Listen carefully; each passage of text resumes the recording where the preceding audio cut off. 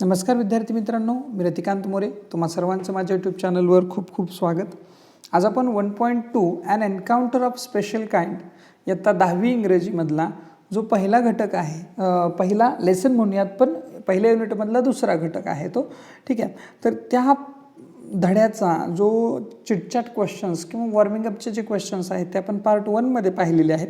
आता आपल्याला पाहायचं आहे पार्ट 2, ज्याच्यामध्ये आपल्याला my father was medicinal professional working for a private company पासून ते चौथा पॅसेज तुमचा पहा तुम्ही पुस्तकामध्ये.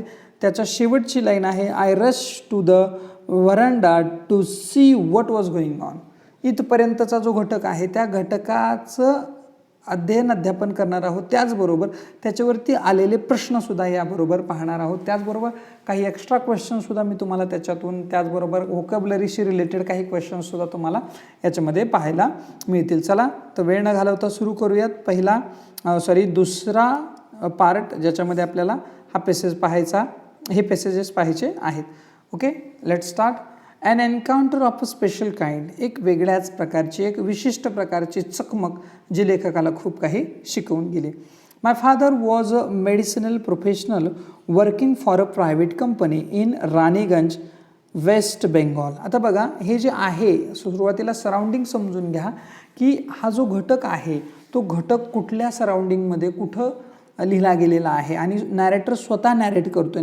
आपला जो लेखक आहे तपन मुखर्जी असं लेखकांचं नाव आहे, ते लेखक स्वतः त्यांचा एक अनुभव आपल्याबरोबर शेअर करतात.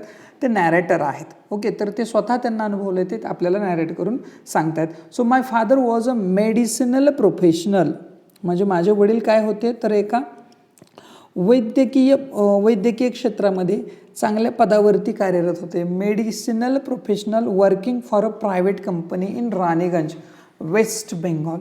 पश्चिम बंगालमध्ये लेखकाची फॅमिली आहे आणि त्या ठिकाणी त्यांचे वडील एका प्रायव्हेट कंपनीमध्ये काय आहेत तर मेडिसिनल प्रोफेशनल म्हणून वर्क करता आहेत.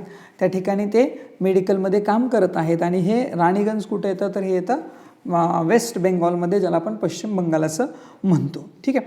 The officers of the company were housed in individual bungalows inside a large campus.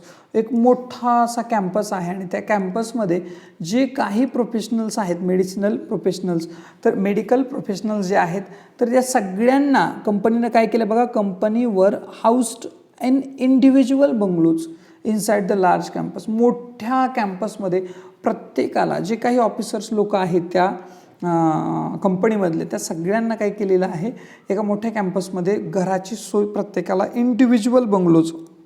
Individual म्हणजे कसं काय, वैयक्तिक प्रत्येकाला बंगले या ठिकाणी बांधून त्या जे मेडिकल प्रोफेशनल आहेत त्यांची राहण्याची सोय त्या ठिकाणी करण्यात आलेली आहे.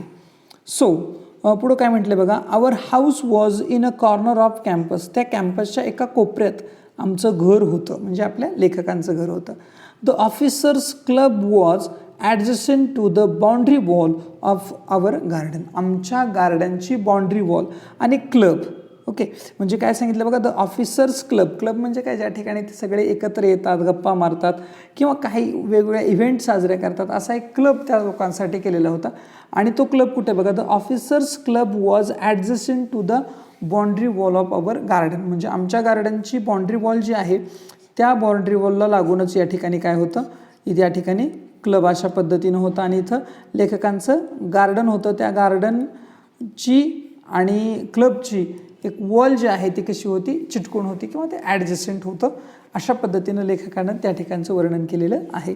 The compound was luxurious with green grass, colourful flowers and host of tall and majestic trees. बघा काय सांगितलं, the compound was luxurious. Compound जे काही पूर्ण बांधकाम होतं, जे काही ज्याला बाउंड्री म्हणूयात आपण, ती जी होती ना ती कशी होती, एकदम लक्झरियस म्हणजे एकदम आरामदायक. विथ ग्रीन ग्रास म्हणजे छान पद्धतीचं ग्रास, गवत त्या ठिकाणी त्या जमिनीवरती होतं.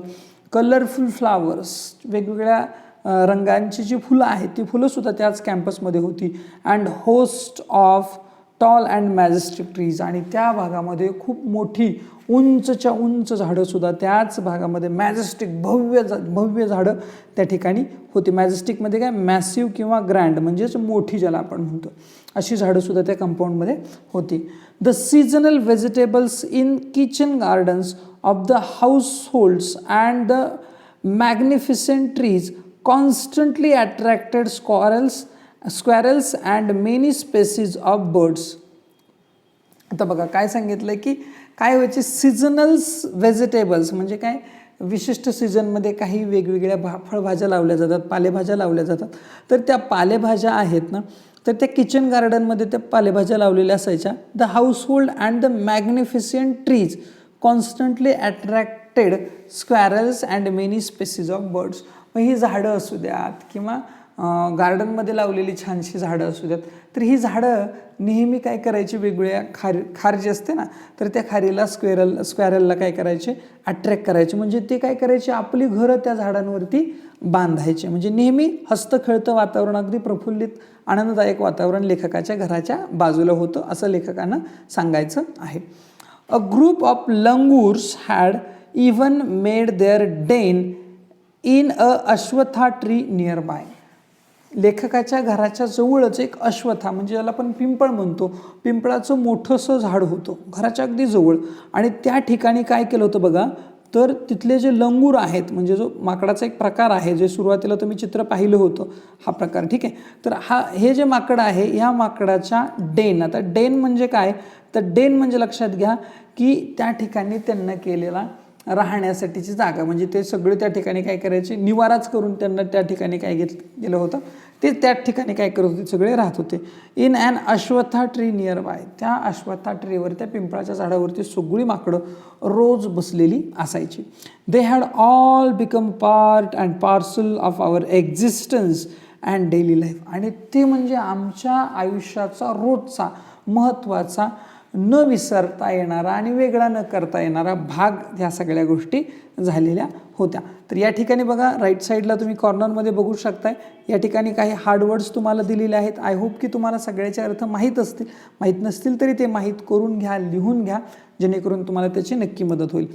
त्याचबरोबर आपला A3 जो क्वेश्चन असतो पॅसेजवरती आलेला, ज्याच्यामध्ये आपल्याला अपोजिट वर्ड, डिस्क्रायबिंग वर्ड्स असे काही क्वेश्चन्स येतात, तर त्याच्यातून डिस्क्रायबिंग वर्ड्स अपोजिट वर्ड्स काढून तुमच्यासमोर ठेवण्याचा मी या ठिकाणी प्रयत्न केलेला आहे.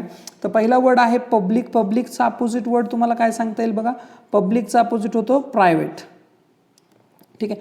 नंतर आहे कॉमन. कॉमन म्हणजे काय, साधारण. मग स्पेशल, ठीक आहे. त्याचबरोबर नंतर तुम्हाला पुढं जर गेल्यानंतर स्मॉल. स्मॉलसाठी मला वाटतं लार्ज शब्द कुठंतरी आलेला आहे, या ठिकाणी लार्ज शब्द बघा, ठीक आहे.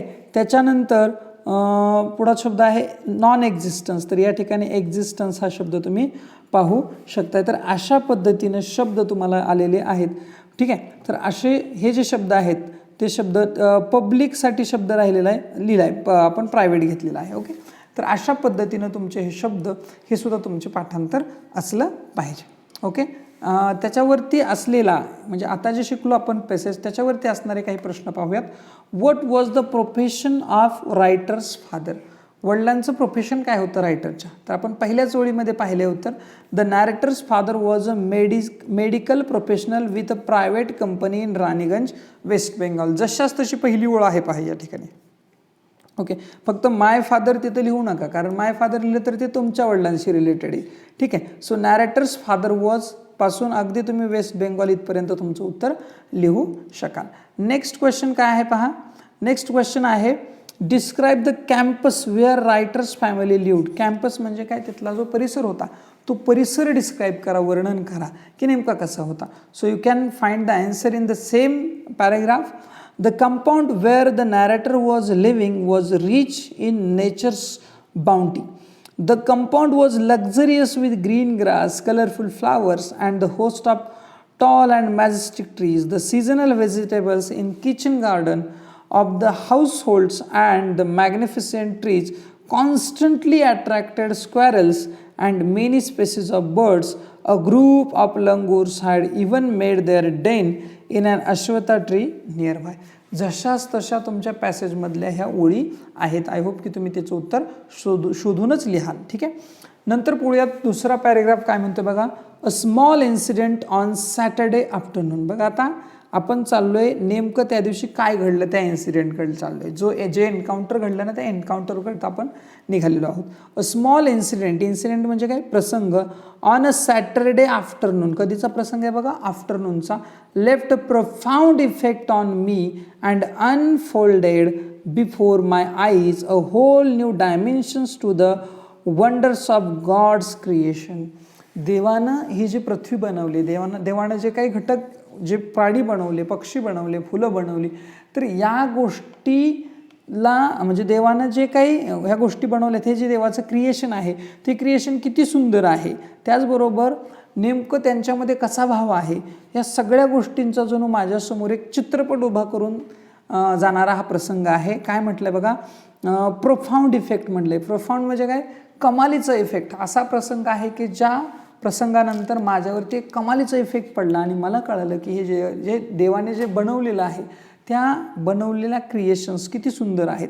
एक वेगळंच होल न्यू डायमेन्शन म्हणजे काय, तर माझ्यासमोर एक नवीन फॅक्टर त्यावेळेस काय झाला, उभा झाला. त्याच्याबद्दल मी तुम्हाला ह्याच्यात सांगणार आहे असं आपले लेखक म्हणत आहेत. It was few days into the puja vacation. आता पूजा वॅकेशनचे काही दिवस आहेत, म्हणजे पूजा वॅकेशन जसं आपल्याकडे दिवाळीला वगैरे सुट्ट्या असतात तसं पश्चिम बंगालमध्ये दुर्गापूजा जो सण आहे तो त्यांचा मेन सण आहे आणि त्यावेळेस शाळेला सुट्ट्या असतात. मग ह्या सुट्ट्यांच्या दरम्यान घडलेला हा प्रसंग आहे. Just like for any other child the holidays provided an opportunity for me to become engrossed in various magazines and storybooks published especially for children in festive seasons. तर एखाद्या सणाच्या कालावधीमध्ये वेगवेगळे मॅगझिन्स म्हणजे काय, तर वेगवेगळी मासिकं जी आहेत, जशी तुम्ही खाली बघू शकता ही वेगवेगळी मासिकं आहेत. चंपक असेल, चिकू पिकू असेल, प्रसिद्ध गोष्टी, त्याचबरोबर तुम्ही अकबराच्या वगैरे गोष्टी ऐकल्या असतील. तर अशी काही छोटी छोटी मासिकं काय होतात या वॅकेशनच्या काळात, या सुट्टीच्या काळात, विशेषतः सणांच्या सुट्ट्या त्यावेळेस पब्लिश होतात. आणि इतर मुलांसारखं मी सुद्धा ह्या सुट्टीचा फायदा काय करायचा, तर 100% हे opportunity for me to become engrossed in various magazine. Engrossed म्हणजे पुस्तकांमध्ये, त्या वाचनामध्ये गुंग होणे, मग्न होणे, ही संधी मला त्या सुट्ट्यांच्या निमित्ताने भेटली होती. आणि मग ही पुस्तकं घेऊन वाचणं हाच माझा एक छंद झालेला होता आणि तोच छंद मी पूर्ण करत होतो. ठीक आहे.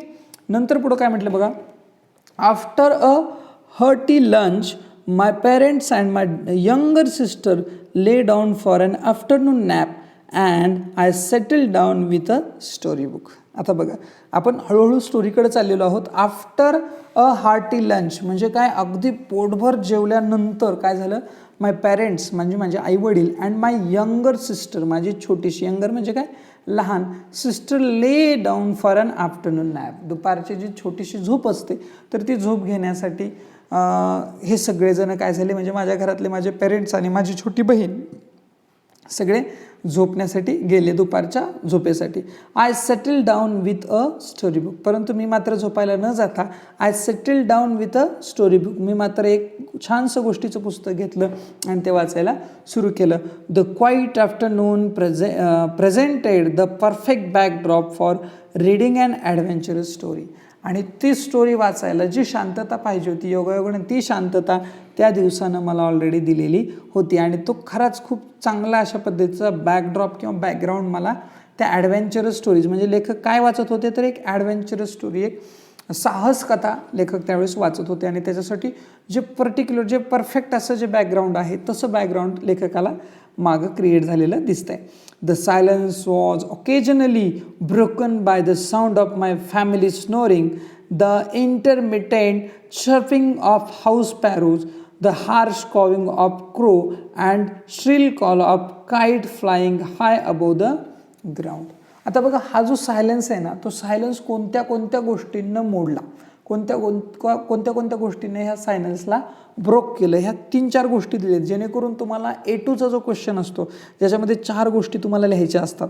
ठीक आहे. वेबमध्ये अशा पद्धतीचा जो क्वेश्चन येतो ना, तर त्या ठिकाणी तुम्हाला असा प्रश्न अपेक्षित आहे की कुठल्या कुठल्या गोष्टी आहेत की ज्या सायलेन्स ब्रोक करायला कारणीभूत आहेत. तर कुठल्या गोष्टी आहेत बघा. The silence was occasionally broken by the sound of my family snoring. मग इथं काय लिहाल, द साऊंड ऑफ नॅरेटर्स, इथं मायच्या ऐवजी काय लिहाल, नॅरेटर्स फॅमिली स्नोरिंग. नंतर चर्पिंग ऑफ हाऊस पॅरोज, दुसरा कुठला घटक सांगितला बघा, चर्पिंग ऑफ हाऊस पॅरोज. नंतर the harsh cawing of crow, म्हणजे जे कावळ्यांचं किरकश ओरडणं आहे ते. And shrill call of kite flying high above the ground, म्हणजे जे घार वगैरे जे पक्षी आहेत ना, मोठ्यानं जो त्यांचा आवाज असतो तो आवाज, ह्या सगळ्या गोष्टी काय करत होत्या. अँड मिनिट्स टिक्ड बाय, आणि त्याचबरोबर ती एवढी शांतता होती की घड्याळाचा काट्याचा मिनिटसुद्धा काय होता, ऐकला जात होता. आणि तेवढ्यात यांना ह्या सगळ्या गोष्टींना काय केलेलं आहे, डिस्टर्ब केलेलं आहे. I became deeply absorbed in the book, पण तरीसुद्धा मी माझं पूर्ण मन त्या पुस्तकामध्ये मी स्वतःला झोकून दिलेलं होतं, मी पूर्णपणे ॲब्सॉर्ब झालेलो होतो. तर असे हा पॅसेज आहे बघा. आता याच्यावरती असणारा एक प्रश्न सुरुवातीला पाहूयात. How did the family relax after lunch, म्हणजे लंच झाल्यानंतर फॅमिली कशी रिलॅक्स झाली, तर त्यांना आफ्टरनून लंच घेतलेला आहे, जे आफ्टरनून नॅप म्हणूयात आपण त्याला, ठीक आहे. आफ्टरनून नॅप त्यांना घेतलेला आहे. या ठिकाणी बघू शकता तुम्ही उत्तर पहिल्याच ओळीत आहे. After a hearty lunch his parents, आता इथं माय न लिहिता काय लिहावं लागेल, नॅरेटर्स किंवा his parents and his younger sister lay down for an afternoon nap and he settled down with a storybook, म्हणजे त्याची फॅमिली छानपैकी काय करते, झोपण्याचा आनंद घेते, त्या दुपारी आफ्टरनून नॅप घेते. आणि लेखकांनी मात्र काय घेतलं, एक स्टोरी बुक घेतलं, adventurous story book. And he settle down with a story book. या ठिकाणी तुम्हाला काय दिसतं बघा, काही अपोजिट वर्डसुद्धा आहेत. एल्डरला या ठिकाणी तुम्ही यंगर बघू शकता, ठीक आहे. हा जो शब्द आहे तो त्याचा अपोजिट वर्ड आहे. नॉयझी म्हणजे कसा, गोंधळाचा. तर या ठिकाणी आपल्याला सायलेन्स बघावं लागेल, या ठिकाणी शब्द आहे सायलेन्स. नंतर लोसाठी आपल्याला काय करावं लागेल, हाय, या ठिकाणी हाय शब्द आहे बघा. आणि बिफोरसाठी आफ्टर शब्द तुम्ही शोधाल अशी मी आशा करतो. तुम्ही या ठिकाणी बघा, तुम्हाला कुठं ना कुठं तो आफ्टर शब्द सापडलेला दिसेल. ओके, पहा कुठं दिसतोय का, बिफोरसाठी तुम्हाला शोधायचं आहे आफ्टर, पहिलाच आहे आफ्टर द हार्टी लंच, म्हणजे हा पहिला शब्द तुम्हाला या ठिकाणी दिसणार आहे. तर हे हार्ड वर्ड्स, त्याचबरोबर जे अपोजिट वर्ड्स आहेत हे सुद्धा लक्षात घ्या अशी आशा करतो. Next, suddenly. आता बघा, आतापर्यंतचं बॅकग्राऊंड आहे ते लक्षात घ्या. आता आपण पुढे जातोय. Suddenly I heard a group of street dogs barking furiously in the distance. पण काही सडनली, अचानकपणे, सडनली म्हणजे काय, अचानकपणे. आय हर्ड, काय ऐकलं बघा मी, I heard a group of street dogs barking furiously in the distance. काही अंतरावरती जे भटके कुत्रे आहेत रस्त्यावरती भटकणारे, तर ते भटकणारे कुत्रे अगदी मोठमोठ्यानं, स्ट्रीट डॉग्स बार्किंग फ्युरियसली, अगदी भयानकपणे काय भुंकत असल्याचे काही अंतरावरती मला अंदाज आला की कुठंतरी ही कुत्री काय करतात, खूप भुंकतात. I choose to ignore the commotion, परंतु हा जो कमोशन आहे, गोंधळ आहे, गोंगाट आहे, हा जो गोंधळ गोंगाट जो आहे, तो गोंधळ आणि गोंगाट मी काय केला, चूज टू इग्नोर, म्हणजे मी त्याला काय केलं, इग्नोर करायचं ठरवलं. चला, हे रोजचंच आहे.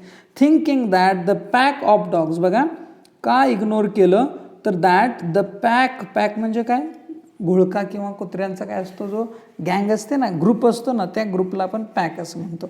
The pack of dogs might have cornered hapless pig.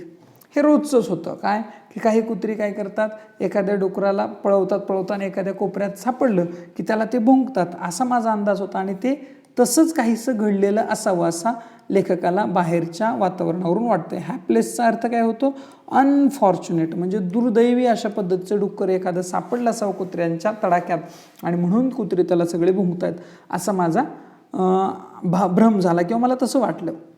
But soon, पण लवकरच, the barking became louder and more aggressive and alarmed cawing of flock of crows added the cacophony. I also heard the disturbance approaching closer. बघा आता काय झालं, आता गोंधळ काय झाला की हे आवाज तर चालूच होते, ठीक आहे, पण तेवढ्यात काय झालं बघा, but soon the barking became louder. परंतु आता काय झालं, हे जे बार्किंग आहे, हा जो आवाज आहे, तर हा आवाज काय झाला, अजून मोठा झाला, म्हणजे एकतर तो आपल्या जवळ येत असावा असा लेखकाला अंदाज आला. अँड ॲग्रेसिव्ह, आणि जास्तच ॲग्रेसिव्ह झाला. The alarm cawing of flock of crows. आता ह्याच्यात काय ॲड झालं बघा, हे तर चालू होतंच, पण तेवढ्यात पुन्हा कावळ्यांचं जे केकावणं आहे, जे ओरडणं आहे, ते केकावणं ओरडणं सुद्धा सुरू झालं. Added to the cacophony. Cacophony म्हणजे काय, तर कॅकॉफनी म्हणजे जो आधीचा जो गोंधळ आहे तो हार्श नॉईज, म्हणजे ज्याला काय म्हणतो आपण अतिरेक, आवाजाचा अतिरेक तो पुन्हा वाढवायला कोण त्याच्यात अजून, म्हणजे थोडक्यात आपण काय म्हणतो की विस्तावत तूप टाकणे किंवा जास्त एखादी गोष्ट वाढवणे, अशा पद्धतीनं आवाज आधीच चालू आहे पुन्हा कावळ्यांना ओरडायला सुरुवात केली. त्यामुळे ती जी कॅकॉफनी झाली, कॅकॉफनी लक्षात ठेवा, काय केकॉफनी. केकॉफनी म्हणजे काय, लाऊड, म्हणजे हा आवाज पुन्हा वाढला. I also heard disturbance approaching closer. आणि मला सुद्धा हा जो डिस्टर्ब आहे, हा जो गोंधळ आहे तो माझ्या जवळ येतोय असं जाणवलं. Curiosity got the better of me. आणि मग माझ्यातली जी काय म्हणतो चौकस बुद्धी जी आहे की नेमकं काय झाले ते बघण्यासाठी आता मला काय मोह आवरणा, मला आता उठावं लागणार होतं. म्हणजे 100% मी काय होणार, त्या ठिकाणी जाणार असं मला वाटलं. म्हणजे इतका वेळ मी स्वतःला बांधून ठेवलं होतं की no, I am engrossed in this book, but now I understood that की no, I have to go there, I have to see what is happening there. So leaving the book aside. आणि मग शेवटी माझी curiosity एवढी होती की मी पुस्तक काय केलं, असाइड म्हणजे बाजूला ठेवलं. I rush to the veranda to see what was going on. आणि मी व्हरांड्याच्या दिशेने जोरात पळालो की नेमकं काय चाललं आहे ते मला पाहिलं पाहिजे. अशा दृष्टीने मी व्हरांड्याच्या दिशेनं काय झालो, पळालो. ठीक आहे, तर हार्डवर्ड्स तुम्ही पाहू शकता. त्याचबरोबर एक प्रश्न आहे बघा, find out collective nouns from the passage. या ठिकाणी तुम्हाला 3 कलेक्टिव्ह नाउन आहेत. जर तुम्ही पाहिलं, जसं सुरुवातीला बघितलं होतं आपण, पॅक म्हणजे गट, कुत्र्यांचा जो गोळका आहे. त्याचबरोबर फ्लॉक हा शब्दसुद्धा आलेला आहे पहा. आणि आणखी एक शब्द आहे जो ग्रुपसाठी आहे, तोही ग्रुपसाठीचा शब्द तुम्हाला या ठिकाणी पाहायला मिळणार आहे, जो आहे ग्रुपच आहे ऑलरेडी. ठीक आहे, तर या ठिकाणी बघा ग्रुप कुठं दिसतोय तुम्हाला, पहिल्या दुसऱ्याला हॅपलेस बट लाऊडर.